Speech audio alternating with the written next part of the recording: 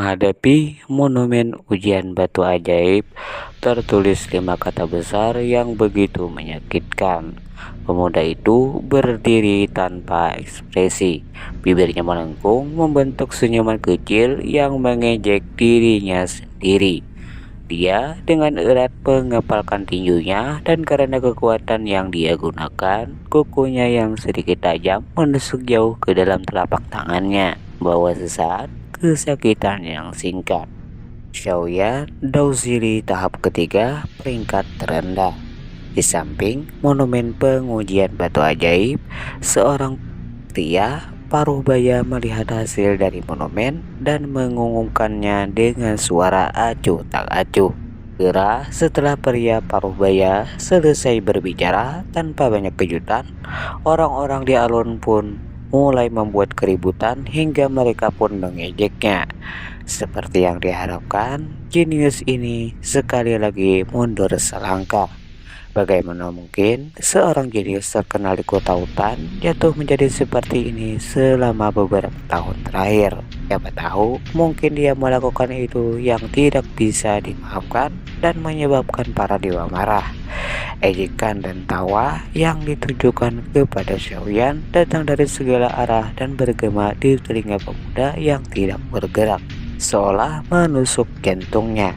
Xiaoyan tidak bisa menahan napas beratnya.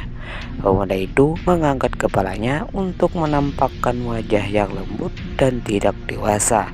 Mata hitam legam melirik orang-orang seusianya yang juga mengejeknya. Dirinya yang sebelumnya penuh dengan ejekan terhadap diri sendiri berubah menjadi penuh dengan kepahitan.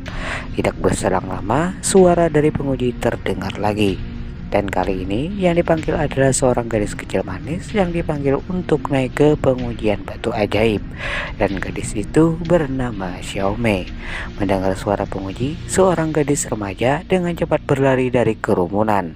Saat dia naik ke panggung, gumaman dan diskusi menjadi tenang dan siap pasang mata. Dan setiap pasang mata yang berapi-api tertuju terkunci di wajahnya. Gadis remaja itu tidak lebih dari 14 tahun. Meski kecantikannya tidak segera terlihat, wajah kekanak-kanakannya yang kecil dikombinasikan dengan kepolosan yang menarik perhatian penonton. Dia dengan cepat melangkah maju dan meletakkan tangan mungilnya di atas monumen batu hitam itu. Dia kemudian menutup matanya dengan lembut. Saat gadis itu menutup matanya, monumen itu bersinar terang sekali lagi. Daoziri tahap ke-7. Xiaomei Daoziri tahap ke-7, peringkat tertinggi. Mendengar suara penguji membacakan hasilnya, gadis remaja itu tersenyum bangga. Tahap ke-7, Daoziri. Mengesankan sekali. Kalau begini, dalam 3 tahun dia akan dinamai Daozi sejati. Dia sangat cocok dengan nama bibit klan. Mendengar pujian dengan suara lembut dari kerumunan, senyum gadis itu menjadi lebar.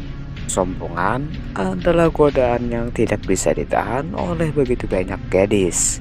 Saat mengobrol dengan sesama anggota saudara perempuannya, pandangannya berkelok-kelok melalui orang-orang di sekitarnya dan mendarat di kesepian jauh dari mereka. Xiaomei mengerutkan alisnya untuk beberapa saat. Dia akhirnya memutuskan untuk tidak berjalan mendekat. Di antara mereka berdua sudah ada celah besar. Melihat kinerja Xiaoyan beberapa tahun terakhir ini, pada saat upacara kedewasaan datang, dia hanya bisa ditempatkan di peringkat anggota klan tingkat bawah. Bagaimanapun, dengan kecerdasannya akan menjadi petarung klan yang sangat penting dan terpelihara dengan baik. Tidak akan ada batasan untuk masa depannya. Desahan yang tidak bisa dijelaskan pun muncul dari Xiaomei. Mengingat kembali pemuda dari 3 tahun yang lalu, penuh dengan energi dan kebanggaan. Pada usia 4 tahun, ia mulai berlatih dan pada usia 10 tahun, ia mencapai tahap ke-9 Daoziri. Dan pada usia 11 tahun, ia memecahkan penghalang Daoziri tahap ke-10 dan berhasil membangkitkan Daozi Q dan menjadi Dausi termuda di klan sejak 100 tahun terakhir. Pada saat itu, kepercayaan diri serta kekuatannya yang tidak terukur menarik banyak remaja muda yang termasuk tentunya adalah Xiaomi sendiri. Namun, jalan seorang jenius selalu berliku. 3 tahun lalu, anak muda jenius yang ketenarannya mencapai puncak mutlak ini menerima apa yang mungkin bisa menjadi pukulan paling kejam. Kerja keras yang dia lakukan untuk mengumpulkan dan memadatkan Doki selama 10 tahun terakhir telah hilang hanya dalam satu malam. Lenyap menjadi ketiadaan. Semua Dauki di tubuhnya perlahan menghilang seiring waktu. Akibatnya kekuatan fisiknya pun menurun dari posisi sebagai seorang pemuda yang jenius. Dalam satu malam dia jatuh di bawah rata-rata orang yang punya Dauki. Pukulan semacam ini membuat para pemuda kehilangan keinginannya untuk melanjutkan latihan. Rasa hormat yang pernah dikaitkan dengan pemuda ini perlahan berubah menjadi penghinaan dan cemoohan. Berdiri begitu tinggi dan jatuh ke bawah, jenis kejatuhan ini mungkin tidak akan pernah bisa ia lupakan. Singkatnya, suara penguji pun terdengar lagi, dan kali ini adalah Xiao Sun Di antara keributan itu, setelah nama yang sangat bereputasi ini disebutkan, sekelompok orang pun segera terdiam. Tatapan mata mereka tertuju pada seorang gadis remaja berpakaian ungu yang dengan anggun berdiri di sana. Wajahnya yang tenang, lembut dan bersih sama sekali tidak terpengaruh oleh banyak tatapan dari kerumunan. Sikapnya yang tenang dan acuh tak acuh bisa dibandingkan dengan mekarnya bunga teratai. Di usianya yang begitu muda, dia sudah memiliki aura wanita yang berbudi luhur. Sulit untuk membayangkan bagaimana dia akan mempengaruhi kota dan klannya begitu dia dewasa nanti. Gadis berpakaian ungu ini jika dibandingkan dengan Xiaomi dalam hal kecantikan jelas berbeda jauh. Tidak heran penonton akan melakukan tindakan seperti ini. Mengambil langkah kecil dan anggun, gadis bernama Xiao Sun berjalan di depan monumen batu. Dia mengulurkan tangan kecilnya dan dengan ungu bercampur dengan benang hitam dan emas jatuh di lengannya, memperlihatkan pergelangan tangan putih salju yang halus. Dia menyentuh monumen itu dengan ringan. Dalam kesunyian, monumen bersinar sekali lagi. Dauzili tahap ke-9 peringkat tertinggi. Melihat kata-kata di monumen itu, seluruh alun-alun menjadi sunyi senyap. Dia benar-benar mencapai tahap ke-9. Sungguh menakutkan. Posisi pangkat tertinggi termuda di klan telah diambil tanpa sedikit pun keraguan oleh Nona Sun Setelah keheningan, beberapa remaja tidak bisa menahan diri untuk tidak bersiul. Mata mereka penuh rasa hormat dan kagum. Dauzili sangat penting untuk menjadi Dausi.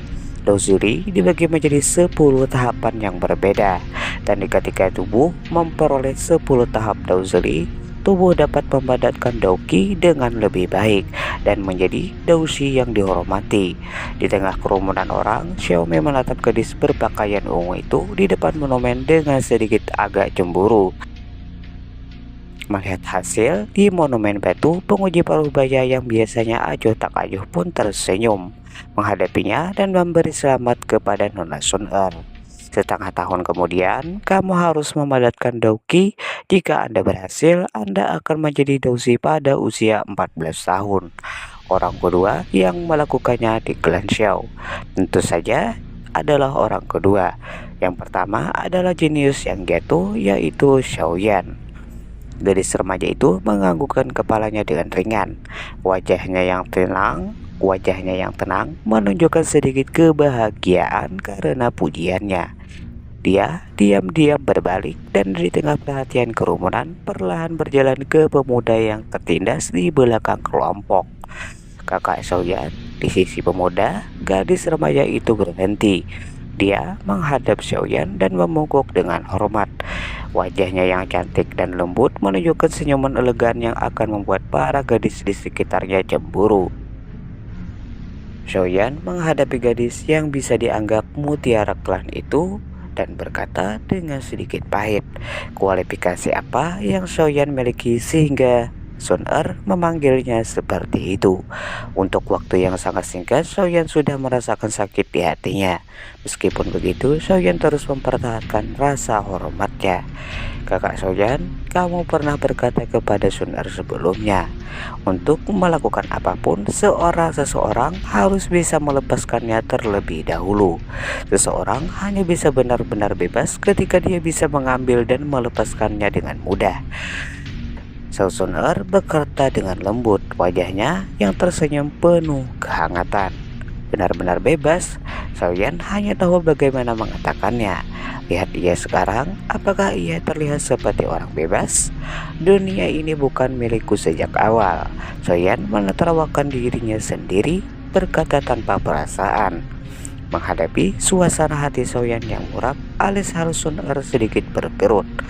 Dan dia berkata dengan sedikit serius, kakak Xiaoyan, meskipun aku tidak tahu apa yang terjadi padamu, Sun Er dengan jujur percaya bahwa kamu akan berdiri lagi dan merebut kembali kejayaanmu yang hilang dan dihormati. Dia berhenti sejenak, wajahnya yang putih lembut memerah sedikit. Dulu ada banyak orang yang tertarik padamu. Mendengar kebenaran sepenuh hati dari gadis itu, Xiaoyan pun hanya tertawa dengan canggung dan tidak mengatakan apapun. Orang lain mungkin akan terpengaruh olehnya, tetapi Xiaoyan tidak. Sebaliknya, dia diam-diam berbalik dan berjalan menjauh dari alun-alun. Berdiri diam menghadapi punggung pemuda yang kesepian itu, Sun Er pun ragu-ragu sejenak sebelum ia mengejarnya dan berjalan berdampingan dengan Xiaoyan. Sementara itu, dari belakang terdengar beberapa siulan serigala yang sedang cemburu.